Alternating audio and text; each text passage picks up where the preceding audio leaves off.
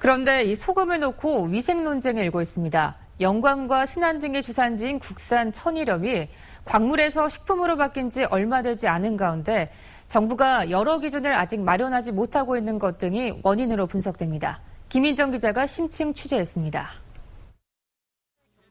논란의 발단은 유명 맛 칼럼니스트가 시작했습니다. 천일염이 얼마나 더러운지 보려면 물에 녹여보면 된다. 흙모래가 보인다는 글입니다. 물에 이거 퍼먹습니까? 먹으면 안 되는 거죠. 그래서 허용 기준이라는 게 정해놨죠. 천일염은 갯벌에서 생산되기 때문에 불순물이 섞여 있습니다. 세계 최고로 꼽는 프랑스 게랑드 소금은 우리보다 불순물에 대해서는 더 관대합니다. 또 다른 논란은 천일염 속의 미생물 검출량입니다. 정부기관인 농촌진흥청이 연구한 논문에 따르면 천일염에서 미생물이 발견된다는 겁니다.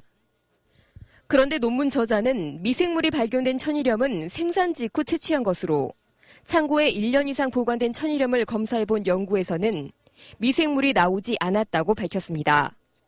네, 천일염은 일정 기간 보관되는 유통이 되는데 1년 이상 저장소에서 보관된 천일염을 저희들이 미생물 검사를 실시해 본 결과 전혀 미생물이 검출되지 않았습니다.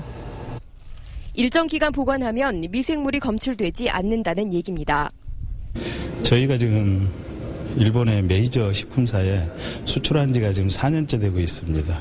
올해는 그분들이 물량을 3배로 또 늘렸어요. 근데 이런 것들이 벌써 무엇인가 저희들이 안전하고 깨끗하고. 그러나 미생물 검출 가능성이 있는 간 만들어진 천일염 역시 규제 없이 시장에 나와 있습니다. 영세한 가공업체의 경우에는 묵히는 것 자체가 돈이잖아요. 그래서 그냥 해소금 갖다 쓰는 일도 있어요. 그게 세균이 많이 있을 수 있겠죠. 천일염은 지난 2008년 광물에서 식품으로 전환되면서 중금속 등 11가지 식염 규격 기준이 생겼지만 프랑스 등과 달리 미생물 기준은 따로 없습니다. 위생 논란을 끝내고 국제적인 경쟁력을 높이기 위해서라도 정부가 미생물 기준을 마련해야 할 것으로 보입니다.